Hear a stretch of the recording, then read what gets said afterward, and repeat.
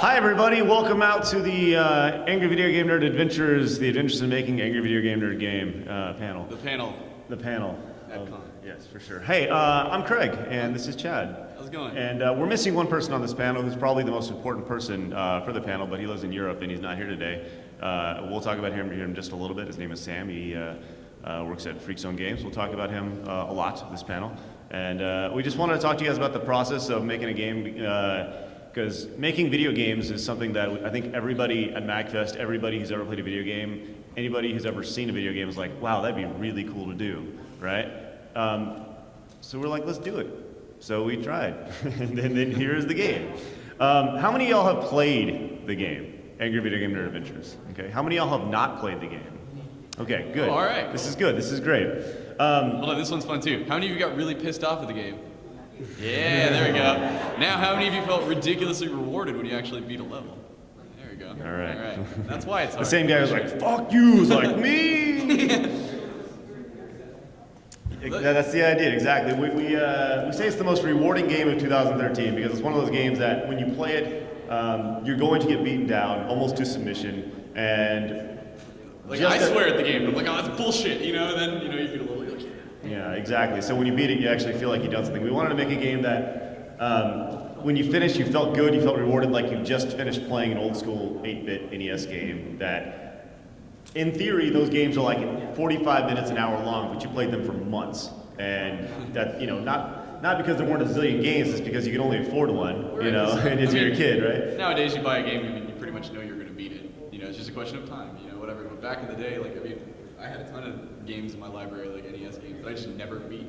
Yeah. I guess they just kept going and they were too hard or whatever. So, we wanted that kind of nostalgic feeling of, actually really feeling accomplished when you beat a game. So for sure. It's a really cool project. Like, how many of y'all have played Battletoads before? How many of y'all think Battletoads is a good game?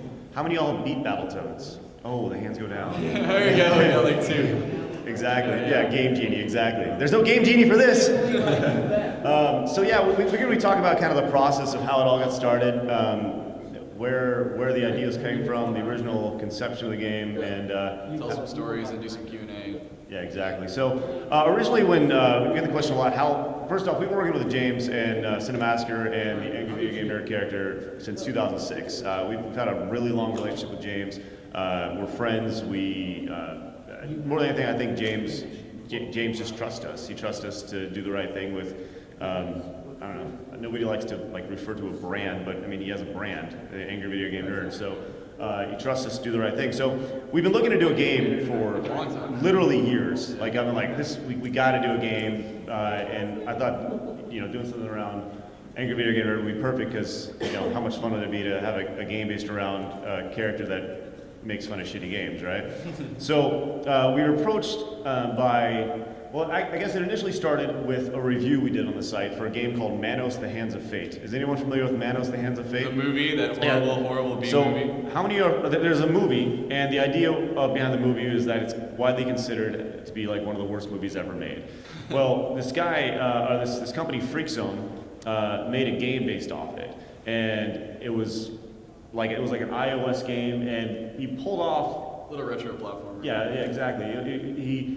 He did a phenomenal job pulling off making the game feel like a shitty movie while still playing it. It was pretty remarkable. So I reviewed it, and I actually really liked it. And about a month later, he approached me about possibly making a nerd game. He's like, hey, I've been trying to reach out to Cinemassacre, and haven't got any luck hearing back. So I was like, well, hey, what do you know? We do a lot of stuff with them.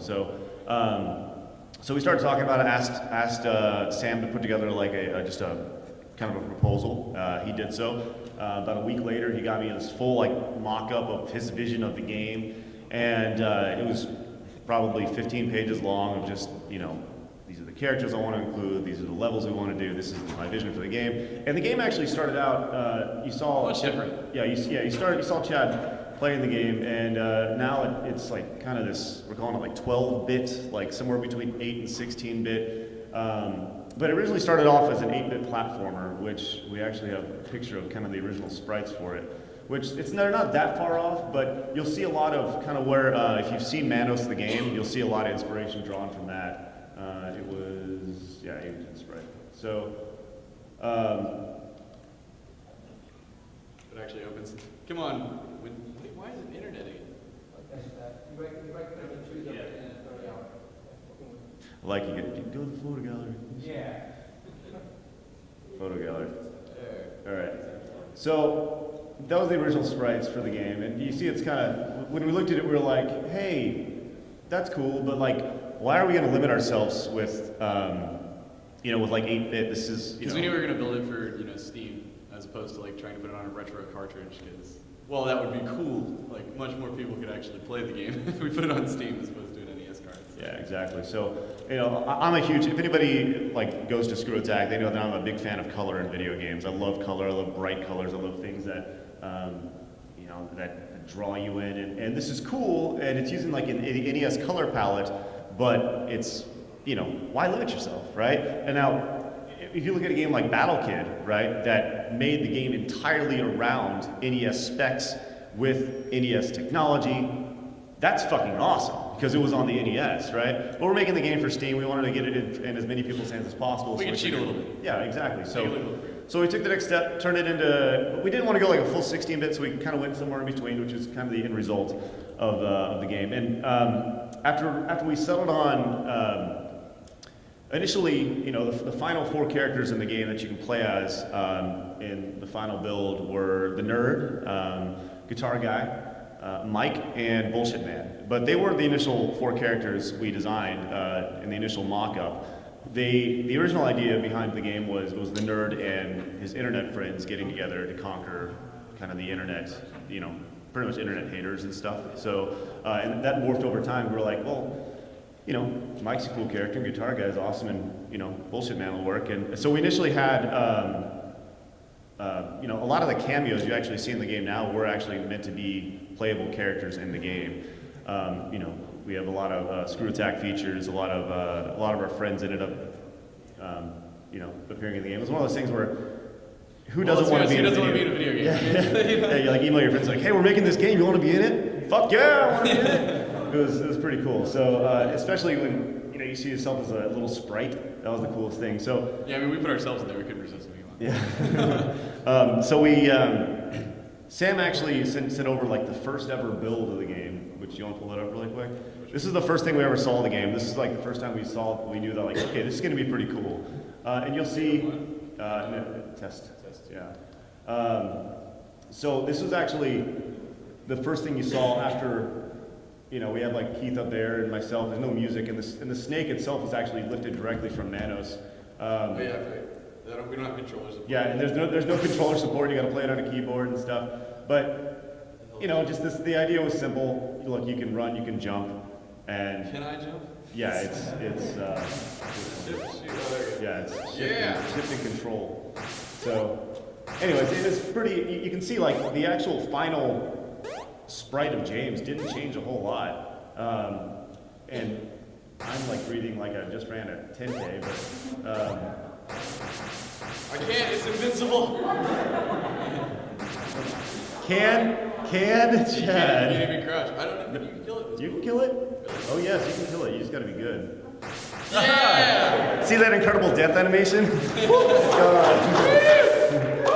So.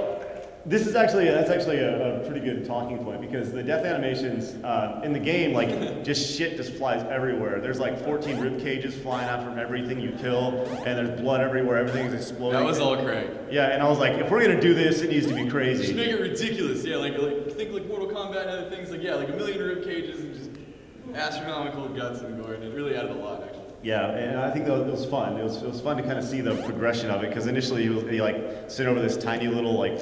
And I was like, no, more. More! It was like a mad scientist. More, Sam, more! That was actually really cool. Like, getting to work on the game was like, Sam is such a phenomenal developer that we were like, hey, what if we did this? And then like, in like a day, there's like a build over and that's there. And it's like, holy shit, like I thought of that and it's in a video game now. Like, yeah. So, we want to be clear, like Sam was the developer of the game. We worked from the publishing side. And the publishing side is a lot of... We didn't even say our titles. I'm the assistant creative director on AVGN Adventures. He's the creative director. I'm Craig. That's fine. Yeah, it's one of those things where the game was developed in Multimedia Fusion 2. I don't know if you guys are familiar with that software, but Sam is a wizard at that software. Yeah. And some of the, there's some really great games that have been developed in that. So our role was essentially taking our ideas, working with Sam, and Sam would essentially serve as the painter and put it together. And we were kind of telling him what to paint, I guess. And I feel really bad too, because he was so great about it. It was just so easy to work with that we ended up adding so much shit to the game that wasn't supposed to be there initially. Like it was supposed to be a much more basic game, but then we kind of lost our minds and got excited because we're making a game, and it's like, all right, you know what? No, we're gonna do this. So like the original project timeline was like much shorter, and then we expanded it way out. But like hearing Sam talk about it, he's like, I mean, it's like a completely different game to what we have now. Let's actually show something that actually added to it. Go to the other build that we have in there. One of the big most memorable parts of the game is a part on essentially you're in hell. And if you can make your way there. So this is by parts. Oh, actually, this is a lot more fleshed out than I think. We should have another build there. It's my fault. But one of the most memorable parts about this level itself is a part where you kill a shark and then you ride it. You want me to tell that story? Yeah. All right. Kind of talk about that. So by the way, originally I wasn't working on the game, but then I just kept pestering Craig. I'd hear him talking, and then I'd pop in and just hey, what if we did this, this, and this? And then Sam's like, yeah, that would be cool. So I just kept doing that until finally Craig was like, fuck it. And so I heard him talking about this level, and it used to be much more basic. We actually, I think I have my. Just see if you can find it real quick. Yeah. But the original. Anyway, Go ahead. The original is we'll show you. It's just much more basic. And I hear Craig is on a Skype call with Sam. He's like, I don't know. It's just the level needs something more, And originally it was just like a fire shark that just would come up. It's kind of a spoof off of Jaws. Just killing a shark and it explodes, and he says, So I'd already jumped in on that door 5 times on their Skype call. And this time I'm like, okay, listen, I know, I'm barging in again, but what if James just fucking rides the fire shark and it's just shooting shit, it shoots little baby sharks out of its mouth, which that got cut because Craig wanted lasers, but fine. We still argue about that. But, I think what's cooler than a laser shooting out vomiting baby sharks out of its mouth at rapid you can only fire. fit so much on the screen, man. I'm just saying. There are limitations. I go as early as possible. I got Go to test 3. No, this is just the first one. I don't know, see if you can find it. But the original level was very basic. It was you hopped on it. It was kind of like Mario in Mario World, where you'd ride the lava and it would slowly move, and it was just kind of slowly moving along, and it was just kind of boring. Yeah. Go to Lava Tunnel. Yes. Its original awesome name. Before we put names. There you go. This is what it used to look like. Really boring. The HUD at the top was just so crappy, and that bar up there was supposed to tell you how many items you had, but you couldn't really tell, and you shooting shit. So this is most of the level, and I was like, this kind of sucks, It was one of those things where you can't be afraid to say something's boring or sucks while you're making a game, because if you think it's boring, people who play the game is going to be boring. I think it's going to be boring. So it was there wasn't a whole lot to it. And as the level kind of got flushed out a little bit more, no, it's actually not in this at all. The shark's not in this at all. The shark came later, man. Not in this, but anyway, this is the end of the level. Yeah, that's the end of the test. But there was a lot of that as well. Just a lot of incomplete levels early on, which is a natural thing. But sure. There's no shark in this, Chad. The shark was added after you said. I'm telling you. I know the riding shark, but I thought there was one longer. No. Oh God, what am I doing? Come on, Chad. I know better. Getting impatient. That's also a big key, Chad. Get impatient. That's if you're. Oh, fine. I'll take my time.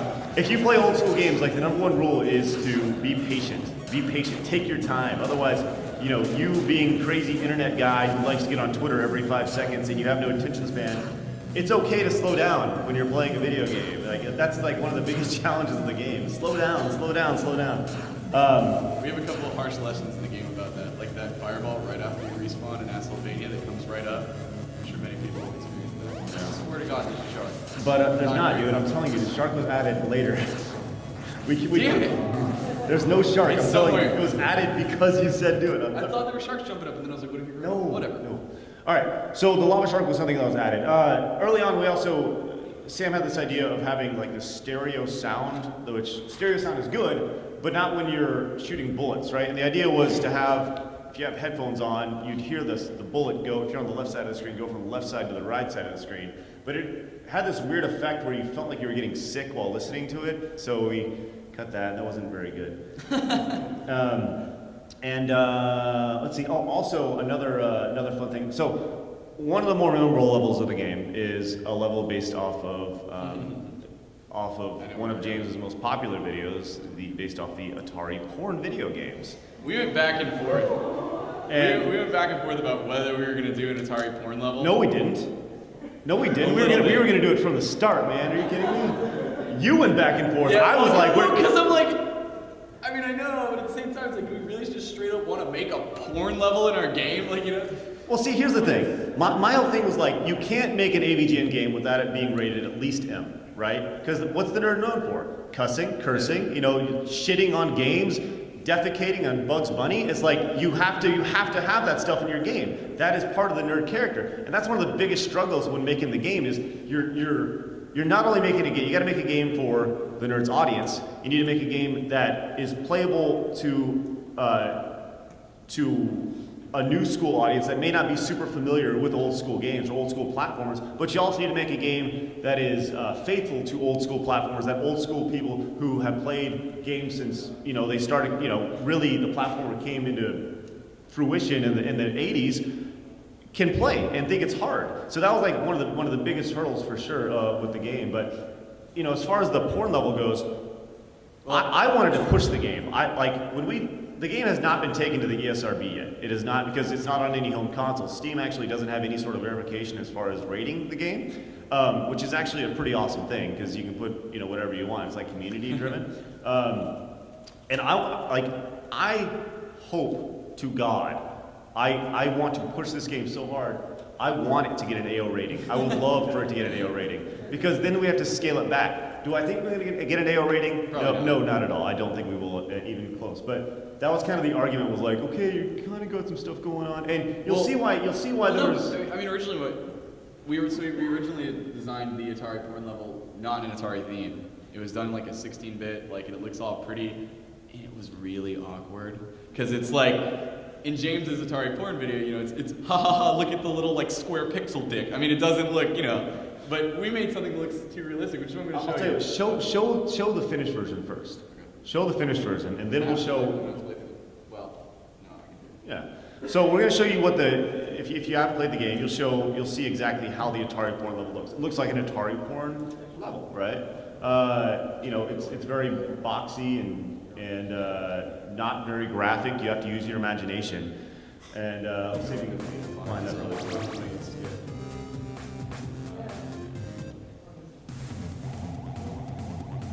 Yes. Yeah. Okay, so Beat It Neat is the name of the game, name of the level. So this is the final version of the level, right? You guys are just in time for porn. Sit down. Oh, but yeah, by the way, if you're not old enough, get the hell out. Yeah. See, it's hilarious because pixelated. Because look at this guy. It's like it's and so look, I'm ridiculous. sliding. Ew. Yeah. It's so ridiculous. It's over the top. It's silly. It's crazy, right? You got crazy bouncing boobies, and you're sliding all over white stuff on the ground. It's gross, right? And it matches, right? So does everybody? So you get a good idea, right? Okay, so this is now what we show now what the original level was. So right here it's fun, and it's you're like, wow, that's like cool. haha Atari porn level, right? We decided to change it to that because the original one's just kind of awkward. And when you looked at it, it's almost dirty. It's not like we made an Atari porn level. It's just like we made a porn level. We don't want to be those guys. So. All right, this is the original build. Never seen before. Okay. So, way more detailed. And you got the girls twerking in the background. Let's move a little bit further. You got these little mosquitoes. The tick flies. Oh. This guy's my favorite. Look at his face. Hold on, don't shoot him. he's so happy to be bouncing on his giant wiener. It's like, so you can see how we felt dirty initially. Yeah, I don't know, it was just too good looking. And like the background looks like it really does look like a strip club back there with the crazy padded walls and such. And I don't know, oh my, hey, can you make it to the end? Show them Jim. Okay, so we have the General. General's the boss, who may or not be a reference to a very popular Atari game. If anyone's familiar with that. So, I don't know what you're talking about. But, so the General is the boss of this level, right? And once again, as a Atari guy, it looks kind of like, I'm not going to say charming, but it looks like, okay, it's kind of funny, right? But when you get, let's see if Chad can make it through this, because actually this level is actually pretty tough. And once again, Chad makes this look very easy because we played this for thousands of hours of our life. I did all the testing for this game. Well, no, we had testers. No, we had some, but I know it. Well, which we need to talk about that. We'll talk about the difficulty here. But, so anyways, once we get to the General here at the end, you'll... I'll make it. You notice that the death counter counts up right now, and that was actually on purpose so we could count how many times people died as they were playing.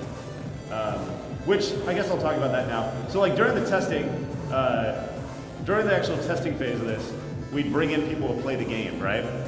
And one of the biggest red flags at our game was like really hard, and we wanted to make a hard game right after that. We brought in this 16-year-old kid who was a friend of one of our interns at the time, right? You got the mega scope, that's nice. And he came in, he's like, yeah, I'm good at platformers. And he died he died 76 times in the first like It's third like of as many as like 7, it was crazy. And so like, that's when we went from like ha ha ha to oh shit. Like it might be too hard. Yeah. So we'll see if you can get to the General. This is one of the hardest parts here actually, getting through this bounce. You gotta. We thought about doing a code. Oh yeah, look at the witch. Yeah.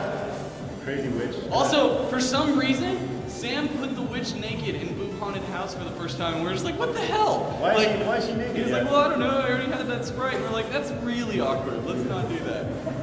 Please, for the love of God, close on the witch. I mean, it was a horror-themed level, but there's no reason to, scare people that. But, are you almost there? Whoa! I was always a big fan of, like, dancing with the girls. You can have both. Oh. And that was it. Okay, so the checkpoints in this game. What do I do? What are you doing? The checkpoints in the game, we think they're actually fairly forgiving. We want to make a game that. Originally, I was like, we need one checkpoint in the game, or one checkpoint each level. But it got a little more ridiculous. And you also notice that you can't see the checkpoints in this build. That was actually a pretty heated debate because in old school games, generally you don't see a checkpoint. And I was like, no, you can't see the checkpoint. And eventually we came up with the idea of having the toaster as a checkpoint. So, all right, here's the General. Here's the original build of the General. Yeah. You see, it's pretty graphic. I don't even think you can die in this. Yeah, you actually can't die in this. You might be able to. So yeah. No. If you die, it doesn't reset. That's what. So, or you just don't. Oh, he's still on the rocks. Okay. And it just restarts. All right. So, anyways, that's the original thing for that. That was never before seen before, so sorry about that. So another, like we talked about earlier, like our relationship with James and Cinemassacre and everything, and like I said, we have a really good relationship with him, and he trusts us to do, treat his brand properly, right? So as far as development of the game, people are like, hey, does James have a lot of input on the game? And that was something that a lot of people asked. And Chad, you always tell people. Yeah, I mean, for the most part, the game was designed by us, but of course, we're not going to make anything Angry Video Game Nerd without running it by the Angry Video Game Nerd. So, like we had the game concept and stuff, we threw it off to him, and he's like, yeah, sounds cool, let's go. And every now and then, we'd send him some screenshots and things like that, and he'd be like, cool, looking good, Yeah, the biggest thing is like, just don't fuck it up. Yeah. That was probably the biggest thing he told us for sure. Well, like I remember when we did the pitfall joke. And that was great because I took like a picture of that and I sent it off to him and he's like, "Oh, that's fucking awesome!" Because like in his pitfall video, he makes like there's this basically a ladder that just leads straight to death. So and he jokes around about like it's just gonna lead to death. Why stop there? Why not put some fucking fire sharks and like spike walls and like it just goes crazy. And so then we made it, because they're like we can actually put that in the game. So we did. It's fun. Because why not, right? Yeah. So the biggest thing was like when James and Mike, we have a convention we do down in Dallas called SGC, and this past summer, James and Mike actually got a chance to play the game for the first time at SGC, and that was kind of nerve-wracking because we sent them stuff, but at the same time you just don't know if somebody's gonna like it until they play it, and like immediately we knew that they dug it. They're like, this is the best thing ever. Like I think they're James was like, this is fucking awesome. So that was the best thing we could possibly say about the game was if the nerd who digs it, likes it, hopefully everyone else will. So, which it was really cool, like actually getting the game in public hands for like the first time because we've been playing it, and like we enjoy it. And we got to make a game that we always wanted to make, but at the same time, it's like, oh shit, I hope everybody else likes it. Yeah. And that's been a lot of fun too, especially because of how difficult we are. Which, by the way. So we have this set up at our booth. So if you guys do want to play it later, we'll have the full building. You can sit down and play and have some fun. But I had a guy like day one, within like the first hour, I had it set up. The guy's playing, and then finally just like, fuck this, and he just gets up and just storms off, and I'm just like, yes, Wonderful. Yeah. But no, that was really cool. So like for the first time we like really got we had SGC, which was really cool seeing the feedback of that. But at the same time, that's like straight up put into like directly into our community who love us, So PAX was like the first like real big demo for us. Like we were just like SGC was like a more warm and like we felt more comfortable with it. Yeah. But at PAX there's just everyone knows the PAX is just thousands of people there, and it's one of those things where PAX is awesome. Like just hearing like the feedback, like we got a pretty overwhelmingly positive feedback, and that was really cool for us. The people were digging the game, and that people thought it was hard. And like we had people who were just coming back to like, because we had a 10-minute timer, and it was like you could play the intro level and future fuckballs, and that was it. And so then I just like started like messing around with like challenges, with, like if you can beat it without dying, I'll give you a plush, or if you can just beat it, I'll give you this plush, Yeah. And we had some guys that would come and just like speed run and like really try and get good at it. It was a lot of fun. That was reassuring because we were like, okay, we're making a game that people want to play over and over again, which is fun. And I know that we enjoy playing it. Once again, First time I was like, great, people are coming back to play it again. Yes. So let's talk about like originally one of the things you'll notice when you first start playing the game is it's hard, but it's forgiving in that on normal mode you're given 30 lives to start off with, which is both a reference to Contra and is a reference to the game being hard, right? Or Konami code, I guess. So we initially, like I said, I had to rein him in. Yeah, I was very much like, we're sticking to old school stuff. We got one checkpoint per level. It's at the midway point, and you're gonna have 5 lives to start, and that's it. Yeah, and like 5 continues. You were like 3 continues originally. Yeah, and it's like 5 lives, 3 continues. That's it. That's all you get. And if you die, it's game over. Fuck it, you start over, right? And I was very. And I'm like, hey man, I get it. I want to play that game too, but you gotta remember, like, not everyone you need some other options. Yeah, and that was the thing is like, when we brought in the kid to test and he died 70-something times, it was like, oh, well that's not gonna work, So that was a big challenge for us, was balancing the game, Yeah. and really and that's why there's like a ton of different difficulty settings. So for us, old school is like the way we want it to be played. You can't save. You got 15 lives and 3 continues. I think is on old school. And or 5 continues. I think we get 5. Yeah. And so that's the way it's meant to be played. If you run out, you're totally done. So there's strategies of like life farming and stuff like that, and then it gets harder and harder with extra difficulties you get to unlock. The biggest thing with that was I wanted the default mode to be old school mode because it's an old school game, and that was definitely some conversation at the office for sure. It should probably be on normal mode, and normal should have this, and it's so you don't think about where the cursor starts when you start the game, right? You don't think about that stuff when you're like making this. Should it start on the normal mode or should it start on the old school mode? It should start on the old school mode. No, it should start on the normal mode. No, it should start on the, and it's just one of those things where, I don't know, you get blinded by your own. I won. No, I'm just kidding. You did win, yeah. So I guess it was with the game. Can you imagine like people playing the game starting on old school mode because the cursor's on that, and if people think it's hard now, they would just totally fucking rage quit, Well, without even starting. I mean, even on normal, the fact that like you have infinite continues, but you have limited lives. So if you like get to the very last boss and it's taken you like 30 lives to get there, and you're like, finally, I met the boss, and then he kills you. You have to start the whole level over again. So that's still pretty frustrating for a lot of people. And we saw that like in doing the demos and stuff, and seeing people basically, get crushed at like right at the end, and then have to do it all over again. And it's good; it trains you up, but at the same time, it's like, man, if they had started old school, like just 15 lives, there's no way. So. Yeah. Which is fun to see people who get really cocky and they sit down and they're like, oh, old school, man, I'm gonna play old school. And they just get obliterated in like 5 seconds, like, yeah, I told you. Yeah, told you about that. Let's talk about the testing side of things. And you have, testing a video game. If you think you ever, like, a lot of people have that, like, oh, I'd love to be a video game tester. I could just sit around and play video games all day. Fuck that. Because I was like, I got like, by the end of, I got brought in like the middle of the project, and then like by the end, I did nothing but play this game. And you still died. I broke a brand new 360 controller in a week, just by playing this thing. And my thumbs were just destroyed. Because my goal is just break it in every way I possibly can. So that means I had to try crazy stupid things. I had to die everywhere in the game. That's horrible. So it starts out as fun, when you're just I'm gonna play through the game and see if any bugs happen. Okay, cool. No, everything was okay. There was a little thing here, and that's kind of fun, just playing through the game, and you start to be okay, I'm getting better, and I've played this a lot. And then really, when you're okay, well, shit. What happens if this character falls here? Okay, now what happens if this character falls here? Okay, what if I hit this and then fall? You have to just try and set up every ridiculous scenario that somebody could do, and so you're spending just a ton of your time just sitting here killing yourself over and over and over again, and then it's what if they run out of lives on this level? Kill yourself 30 times on this difficulty. Then do it for every single difficulty setting. So it sucks.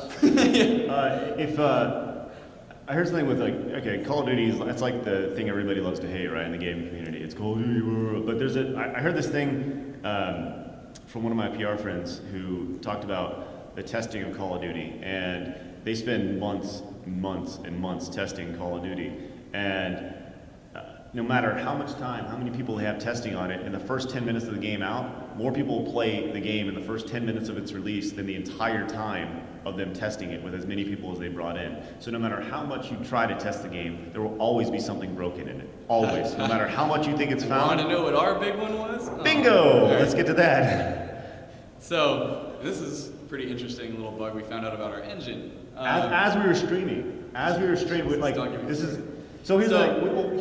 have crushed this thing. Tried to find every bug. I'm okay, we're good. There's no major bugs. If anything pops up, it's gonna be little.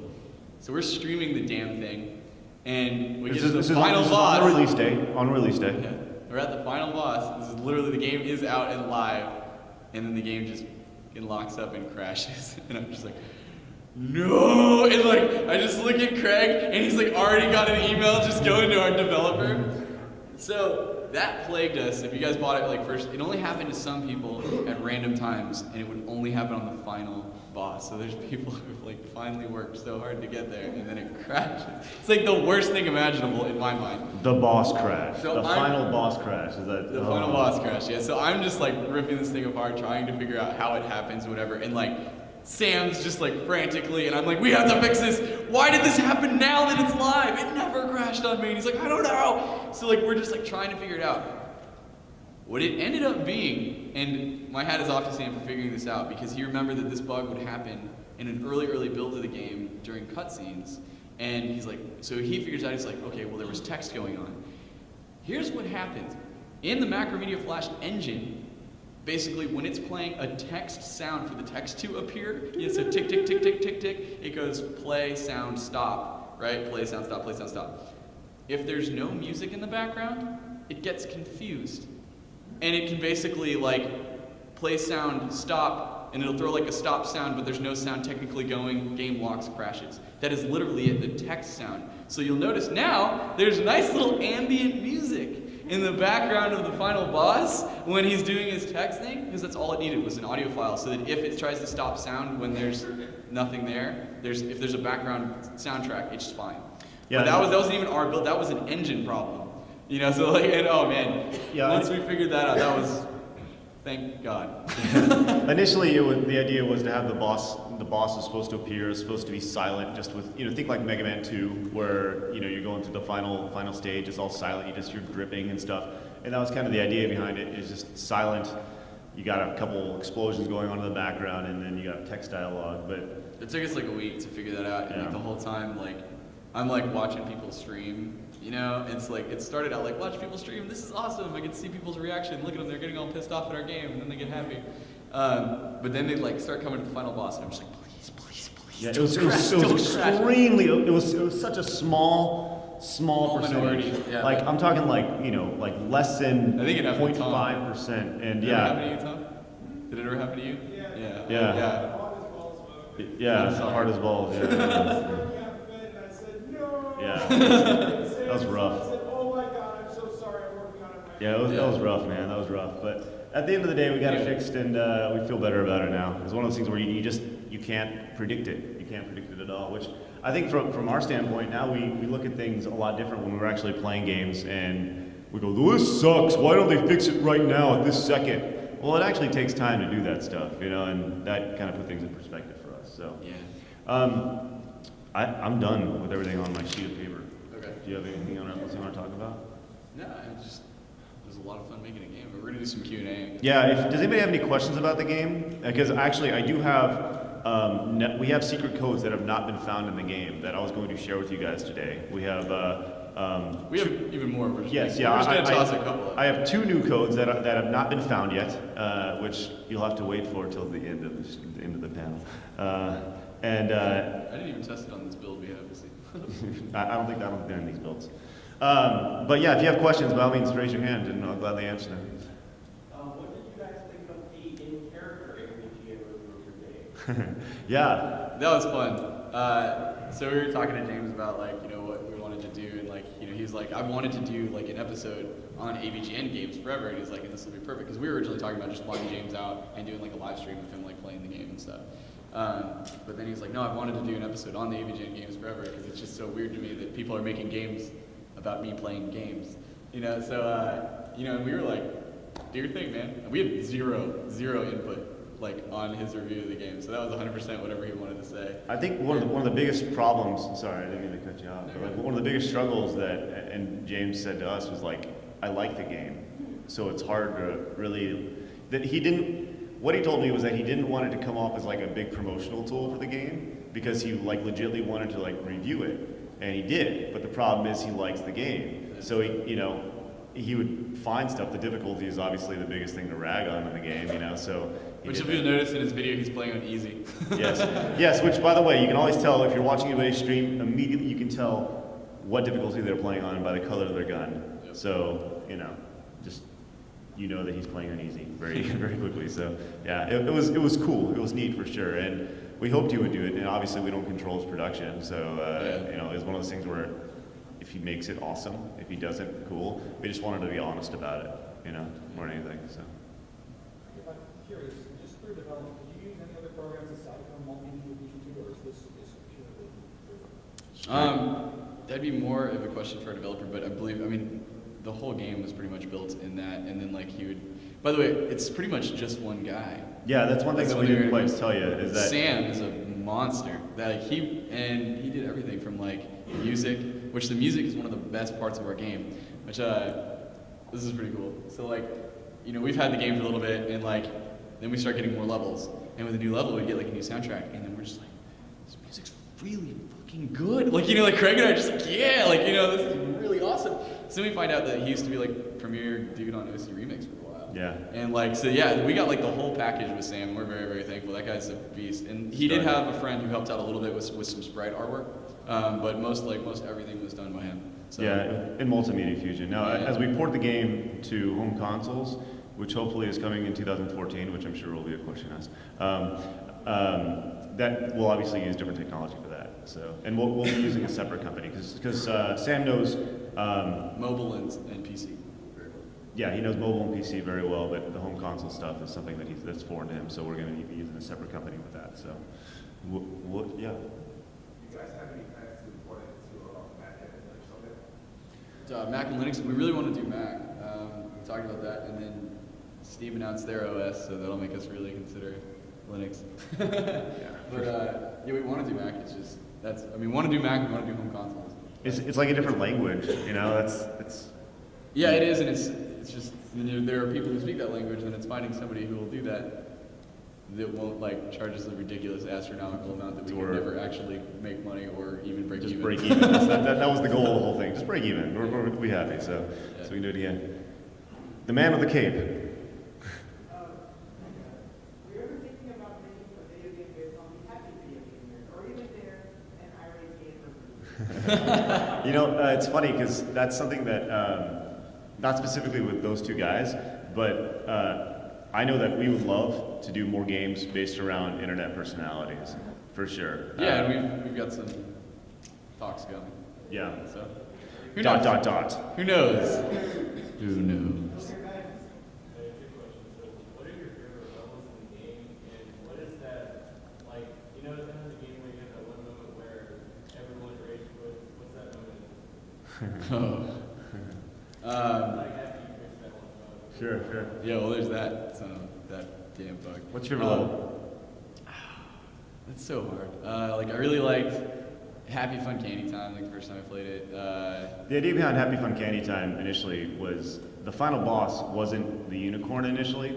It was supposed to be, like the level was supposed to ramp up in happiness as it went along, like more and more, and just get so ridiculously stupid happy by the time you're done that the final boss of the level was supposed to be this like happy, ridiculous smiley face, just like shaking from happiness and just like ah. And but we figured putting a unicorn shitting rainbows would be pretty good too. So I was like, it's got to be like a unicorn, and the Greg was like, it can shit rainbows, and then yeah. It was good. But actually, real quick, with that level, one thing that you see in the trailers, that level initially was going to be a like an auto scroll level, kind of like a Mario 3 where you're jumping from thing to thing, but the screen moves and the level totally moves with it. That's how it was, but we decided against that. I think my favorite level is Die Fart's Consumed, and that's just because I got to put the character riding a giant fire shark that shoots lasers. It's Chad's crowning moment. Yeah. In terms of rage quit, there are parts of the game that used to be harder that have been toned back. For instance, the birds shitting, the birds that would fly over and they'd poop, they used to poop and then they used to splatter, and the splatter would hurt you too. And that was like, okay, I'm tapping out because it was way too hard. We had to change that a little bit. The first time going through Dungeons and Dickholes, that was a brutal beating, and I almost rage quit, especially when we've done some things to make it very clear, like of the path to take, because that level's kind of interesting, because it's based off like a few games where you like are more exploratory, so you go around and then back and then go through doors and things like that. So originally, I was playing through it the first time, and I go up these little invisible blocks, go through this hellish thing, then I die like 1,000,000 times, then I'm coming around and I'm like, oh, well, there's some invisible blocks, I better go back up those, and then I hit a previous checkpoint and lost all of what I had done, and I was just like, so that was a rage quit moment for me, and right away, I was just like, I think I titled the email, "Fuck you, Sam." I was like, I went through this whole thing, and then I went back up the damn thing, and I was like, and then that was a big issue, was like with the people who we had to play our game, let's see what they do. They kept going up that damn thing, so we made it super obvious where it's like, follow this path, don't go up. So there's that part, and then the first time I played the final boss, that was brutal. You can ask them. I would not move or leave or do anything until I beat that boss, and my whole arm was sore. Because at the time I was just trying to get as many hits in as I could, and I was torn up from that thing. But yeah, for me, favorite level of rage quit. Yeah, I really like the snow level. Because you can ride Santa's corpse. You can ride Santa, Dead Santa, which is pretty awesome. And you're in it as a boss. And I'm a boss in it, or the Ghost of Christmas, Past is a ghost who looks like me. Yeah, I think that's my favorite level. And I also like the fact that you can use Bullshit Man to find a cameo in it. That we tried to do that with the cameos characters, to where you can only find certain things if you had certain characters. I want to see how OP Bullshit Man used to be. Yeah, Bullshit Man used to be ridiculously overpowered, but he didn't have a double jump. So What build do you think that would have been? I don't know. There's so many builds, it's ridiculous. So yeah, I think that, you know, as far as like rage quit moments, like I gotta be honest, like, yeah, he's okay in this one. All right, whatever. It'll take me too long to find it. But his projectile, like now, you know, does like that little droop down. He used to just straight up, like across the screen, and it was faster, and it would like one shot anything. It was like, it was a shit duking. That was the hard part about the game too, is like balancing all the characters. And like, we're just dealing with like 4 in a platforming shooter. So like, I can't even imagine like trying to balance a fighter, but it's just like, you know, making all the characters kind of enticing that you want people to play the different ones. Because when Bullshit Man was the way he used to be, like, I was just like, I'm not using anybody else. Like, and so I just go through the game as Bullshit Man, just like blasting away. So. And you used to be able to Switch characters like in the air. So you jump with Mike, get really high. Switch to Bullshit Man and then blast him away. Like it was, yeah. I was like, it probably needs to be changed. What was your rage quit? Yeah, you know, Sorry, like I gotta be honest, like I never really had a huge rage quit moment. I'm not a guy who's one to like really throw controllers unless I'm fighting Mike Tyson. And when we got the final boss, because you didn't beat it at first. Remember? Because you Yeah. were playing it, and then you were like, "Fuck this!" And then yeah, you walked off. there's a lot of fuck this moments. There's not a lot of like rage quit moments for sure. I like I said, I like to be patient, so I like to think I'm immune to the throwing of the controller most of the time. There's very few times in my life I've thrown a controller. But all right, what else do? Let's go in the back. Do you guys have like data from like users on Steam, like percentage of people who finish the game? Do you have access to that? Yeah. Yeah, not on this computer, but. So we know. I mean, you can actually see that. Yeah, you can see it yourself. It's actually there. From what we know, there's one guy who's beat the game on the hardest difficulty, which the hardest difficulty is called YOLO, and YOLO is one hit you're dead, no extra Like lives. if you ever take a hit, it's game over, and your weapon is reduced. Yeah, and Doesn't your do as much weapon damage.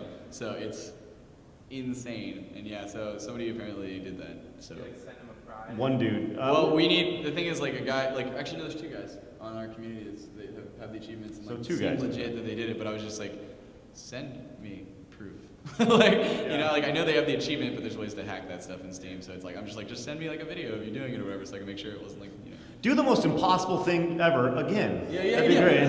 Well, that's the thing, I was like, just, do you have any proof of it? And he's like, no, not besides the achievement or whatever. I'm like, because, like, we'd like to reward them, you know. Yeah, for sure. You gotta And make sure it's legit. I still would love to do contests like on YouTube or like live stream, like on Twitch or something, to where we do like some sort of speed run or some sort of bigger contest where there are prizes involved. I'd love to do something like that for sure. Yep. What else? Anybody else got any other Clay had a questions? question. Clay. Oh, Yeah, I know you talked in a lot on the streams. What were your favorite either just community rage quits Oh. or just moments in general? Dude, that's an awesome question. That was my favorite part about AVGN Adventures was once it was out, because then it was just like, I get to watch people like, holy shit, people are streaming the game we made, you know? So like, I loved going into live stream. I probably hit up like every single live stream of AVGN Adventures in like the first few weeks especially. Like I still pop in, but I'd go in and like talk to people and then like, thank you for playing our game. There's a moment you can watch it. It's like it's been archived on Steam, and it's like I clicked on it because it was titled something like I finally fucking beat this fucking game, like just like really pissed. And it's this dude, and so I'm watching, and he's at Fred Bucks, and he's just been going and just like he's just getting so pissed, and he had to do the level over again and over again. This is just on like normal, and so like and he keeps game over, and he just keeps going back, and so then finally he's there, and it's just like just so intense. He's like and then he beats it, and he's just like, yeah! And just loses his mind. He's just so happy, like falls out of his chair, and he's just like, yeah! And you can tell that he's just like so just elated and happy, you know? And like it's just like, fuck yeah. Like that's why we made the game. That's why we made the game hard. We made it frustrating because like I miss those moments in gaming. Like, because nowadays you beat a game, you're just like, beat it. you're gonna win in 6 You know, hours. it's just like, beat it. Got the achievement. We're like, you know, talk to a friend, like, oh yeah, beat it. Beat it the other day. It was actually really good. You know, like the way the story was. We just like that. You know, you beat it. You know, you're gonna beat it. But like in AVGN Adventures, you beat the game and you're just like, if you get people just like falling out of their chairs, screaming and like crying tears of happiness, then you know, that was like my Feels favorite. pretty rewarding, yeah, for sure. What else? Anybody else got? Was there stuff you guys had to like cut out because the scope was getting too big? There were some levels that we talked about that are still on the drawing board that are just kind of sitting there. We talked, and there was initially we were going to have some skins for the characters that you could unlock by beating the game, but just it was really tough because we had to release it. We had to release it then because if we didn't release it in late September, James does Movie Monster Madness all through October. So the release of the game would get buried on his channel if we didn't release it then. And if we waited till November, guess what? Video game consoles are coming out: PlayStation 4, and Xbox One. So it's like. So instead, we went up against GTA 5. Yeah. So at least on the same day, Grand Theft Auto 5. So. But screw you, Rockstar. No, I'll tell you what. I really, really, really wanted. So after the lava shark and Knife Arts Consume, there's that part where you're going upwards up the ladders and things like that. I really wanted the lava to rise. So that was something that we had talked about, and it was like we're so close, and then Sam's just like, stop adding shit. You know, I'm sorry, fine, we won't make the lava rise. You know, like, there were some. Actually, this watch there a little bit more. Put something on it. I have a skin that actually didn't make the game, and we'll see if you guys get this reference. I can bring it over from my computer. Just this is something I really wanted to do in the game, and it's over. But just while I'm transferring this over, some other skins that we wanted to have. We wanted let's see, guitar guy. Let's see. Mike, we wanted to have like a Rex Rabbit costume, like running around in. We wanted the nerd obviously to have a Board James costume. Bullshit Man, we're gonna put him in a tuxedo because we just thought like this guy running around in shit with a tuxedo on would be funny. Yeah, and we also wanted more like skins as like for different characters. Like so, like you could put in a code, and then maybe like okay, here's one thing that we talked about, and this may come in the future. We'll see. So we have a lot of codes that haven't been discovered yet. This one does not exist, but it's one that I really want. So we talked about having a God mode, right, where you can't die. But I actually then wanted James to be like dressed up as God.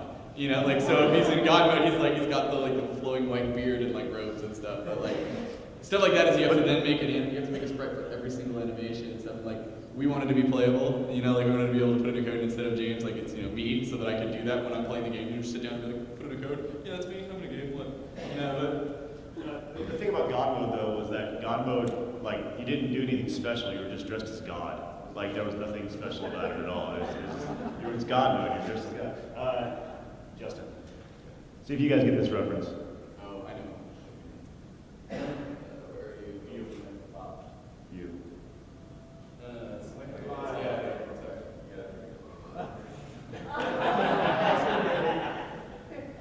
Surely you guys get the reference. Yes. Oh, it's super small, but yeah. Does anybody get the reference? Yes. Okay, cool. That's obviously a reference to Samus and the original Metro. And with this, the Justin Bailey code. So that was something that we wanted to do for sure, and get the nerd that.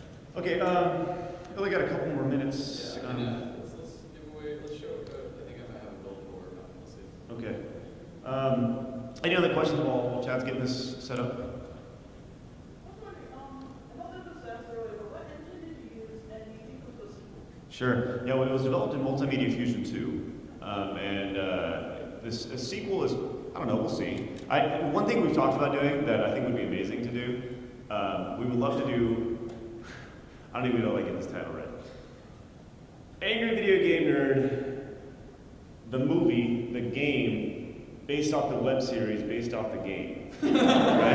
Yeah, we want the title to be all that, like, as long as it could possibly be. Yeah, so you guys know James has been working on his movie and stuff, so that's something we've talked to him about, like maybe making a movie game and not making it suck. So. Or making it suck. On purpose. No. Yeah. All right, so I'll tell you what. Do you want me to tell them the codes? Okay. Do you know how to do them? Let's do this. All right, cool. So this is a code called Super Mega Death Pony 2000 BC mode. This one was my idea. This It's is like, hey, what'd be funny? And it's really easy for Sam to do.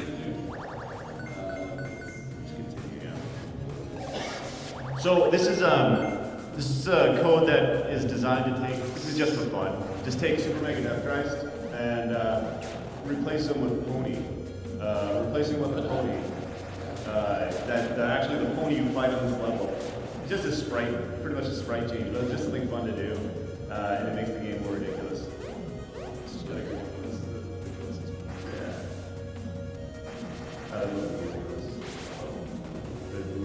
Oh, you gonna go find him? Secrets! Alright, so instead of Super Mega Death Christ, Just a giant pony comes through. this is a fun little code. Yeah, it's stupid, it's fun. And that one is, Oh yeah, Yeah. How to do that code. it's up, up, up, Y, Y, Y, up, up. It's pretty easy, right? That one hasn't been found yet. So congratulations on that. Let's do the next one, which is always have the megascope, right? Which hasn't been found yet. Yeah. So this is a code that is based around always having the best weapon in the game, no matter how many times you get a hit. It essentially makes you the all-powerful being, and just you can destroy everything from a megascope. What a stud you are! So you start with it. You will go ahead and start the game. So you literally start with megascope, and no matter how many times you get hit, you can just wreak destruction on everything. By the way, we thought ahead to all of you who are planning your Steam achievements and things like that. The Steam achievements will not unlock if you have a code. Suckers! No. But it just destroys everything. It's pretty nice. So there's one code. You can do that code. Think, The Flintstones. yeah, think the Flintstones, right? Yabba dabba doo, right? It's Y-A-B-B-A down A-B-B-A. Yabba dabba, right? That one is correct. That would be, you can thank me for that. So, yabba dabba. There's also, Sorry, I like weird things. yeah, you're good at that game. Well, look, I still have it. I died. Go back and let's do the. Who has not played this game? Okay, cool. You want to show them what happens when you put the Konami code in, or no? Okay, the Konami code in. Oh fuck. No, it's just a fun little problem. Yeah, that was fun too, because like the Steam community, I still remember the person was like, someone was like, is there any codes for the game? It's like, oh, I'm gonna go try the Konami code, and then it comes back, it's like, fuck you guys. Screw you. There's one more code that nobody's found yet that I'm not going to tell you what it is because it's the most powerful code in the game. But I will tell you that you know the code if you've watched the Nerds videos, right? And I will tell you, it's. Oh, you Different one. I'm just showing him something. This is not the most Steam powerful community code. already knows about this. Yes. How can we make a game without doing big headphones? Yeah, Big Headphone's pretty awesome.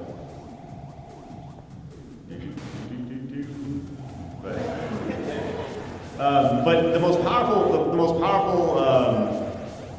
secret in the game actually unlocks everything in all levels from the start.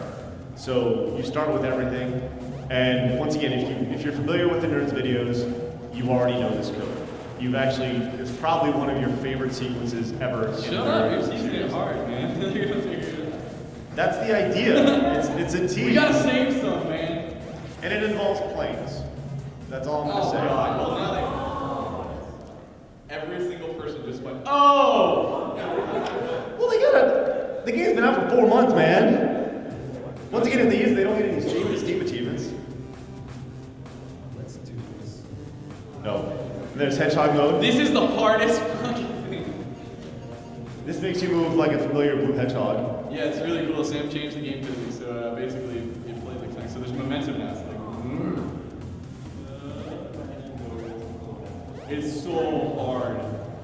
The only thing missing is really like the nerd turning into a ball and you can spin that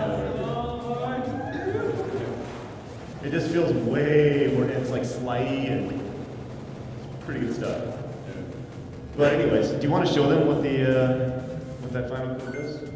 As you're just pretty much going through everything. We do a lot of codes that have not been found yet, and that was.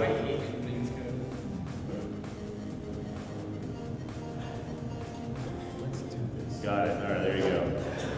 So, anyways, just go home and try that for yourself. like I said, we didn't tell you what it is, but we gave you a pretty good hint as to where to find it and how to do it. So there's that.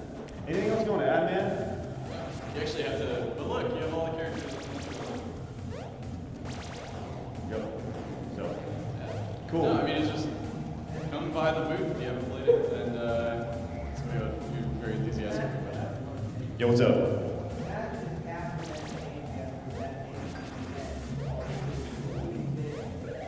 If Captain N was in the yeah, if Captain N was in this universe. Yeah. Yeah, if you made If you played this, if you probably go into shock after you play the Atari 4 level. oh, they'd probably be, you know, bros, be like, you know, just like, dude, I play a bunch of shitty games. It's like, you play shitty games, I fucking had to get sucked into it, man. Like, Mega Man's smoking like 20 packs a day. Like, You got Mother Brain. Game Boys and doing shit. Night Wizard. Yeah. Alright. Like, Anyways. Mother Brain's always coming after me. Get up and play Wizard! Anyways, that's it. We want to thank you guys for coming out and hanging out with us today. The game's available on Steam right now. It is, I believe it's discounted still. But thank you guys for your support. See you guys later. Come by the booth. We're in the vendor area. We got a big setup. You'll see the big giant pop-up of AVGN Adventures, and you guys can check it out. Thanks, everybody. Thank you.